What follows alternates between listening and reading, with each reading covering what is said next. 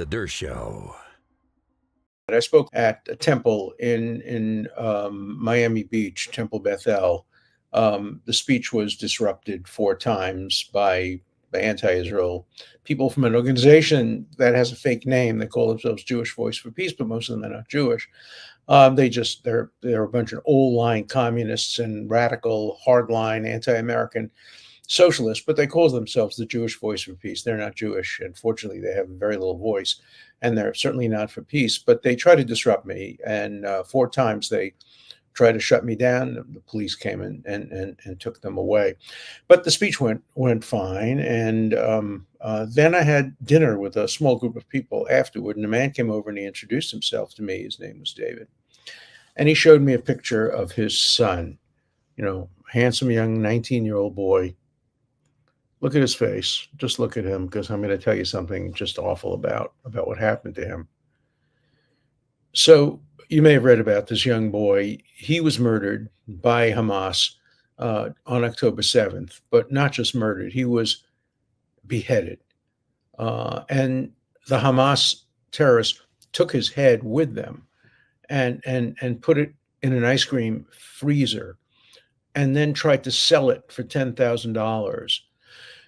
His father, who I had dinner with, had to bury his son without a head. Can you imagine the feeling? You have this handsome, strong, good student, 19-year-old kid, and he gets murdered, beheaded, and his head is being sold in Gaza as a souvenir. Fortunately, the Shin Bet found out where the head was and ultimately recovered it, and ultimately he was buried along with the rest of his body. But if anybody ever tells you that no, there were no beheadings, no, there were no rapes, they're the equivalent of Holocaust deniers. The evidence is overwhelming. I mean, Hamas bragged about it. There's no doubt. I mean, they put online information about his head. You can't deny this stuff, but people deny it. Like people deny the Holocaust. The head of Auschwitz, Hess, wrote a book about it, detailing. In fact, when he was asked on the witness stand, and he said, "Do you deny that you killed?" He was the head of Auschwitz, that you killed 2.5 million Jews. He said, "I categorically deny I killed 2.5 million Jews. I killed 3 million Jews." The Nazis bragged about what they had done, and Hamas brags what it's done. But feminists, radical feminists all over the world, Me Too, they're denying that there were any rapes. They're saying, prove it. I got a letter today also. Prove it, prove it, prove it. Me Too, unless you're a Jew.